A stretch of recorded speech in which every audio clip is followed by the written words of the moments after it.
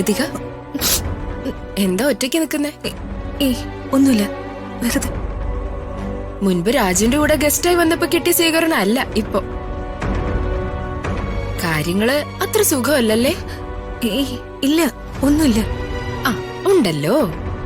ഈ വീട്ടിലൊരു പാത്രം നിലത്ത് വീണ ഞങ്ങൾക്ക് അറിയാൻ പറ്റും. പിന്നെയാ ആൾക്കാര് തൊണ്ട തുറന്ന് സംസാരിച്ച അവർക്കെല്ലാവർക്കും വിഷമമുണ്ട്.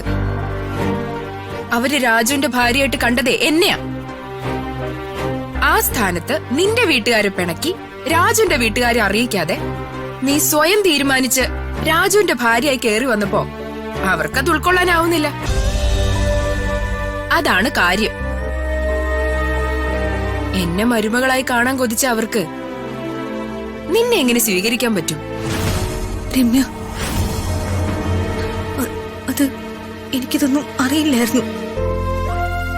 ശ്രീയുടെ കല്യാണമാണെന്നും രമ്യയുടെ അനുജനാണ് ശ്രീയെ കല്യാണം കഴിക്കുന്നതെന്നും രാജു പറഞ്ഞിരുന്നു. പക്ഷേ അതിന് ഇങ്ങനൊരു മാറ്റക്കല്യാണത്തിന്റെ വിഷയം കൂടി ഉണ്ടെന്ന് രാജു പറഞ്ഞില്ല. എനിക്കതൊന്നും അറിയില്ലായിരുന്നു രമ്യ. രമ്യയുടെയും നിങ്ങളുടെ രണ്ട് വീട്ടുകാരുടെയും വിഷമം ഇപ്പൊ എനിക്ക് മനസ്സിലാവും. സോറി രമ്യ, തെറ്റുപറ്റിയത് എനിക്ക്. എന്നോട് ക്ഷമിക്കേ. നിനക്കിതിങ്ങനെ ഒരു സോറി പറഞ്ഞ് അവസാനിപ്പിക്കാം. എനിക്കോ? എനിക്ക് നഷ്ടപ്പെട്ടത് തന്നെയല്ലേ? അതിന് പരിഹാരമില്ലല്ലോ.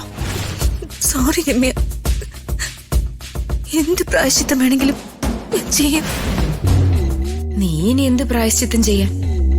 ഇതിന്റെ പരിഹാരവും പ്രായശ്ചിത്തവും ഒക്കെ ഞാൻ തന്നെ ചെയ്തോളാം.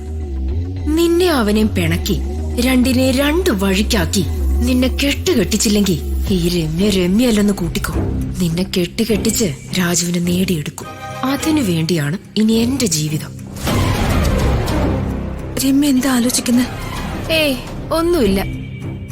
തൂണും ചാരി നിന്നവൾ ആണിനെയും കൊണ്ട് പോയി. അത്ര തന്നെ.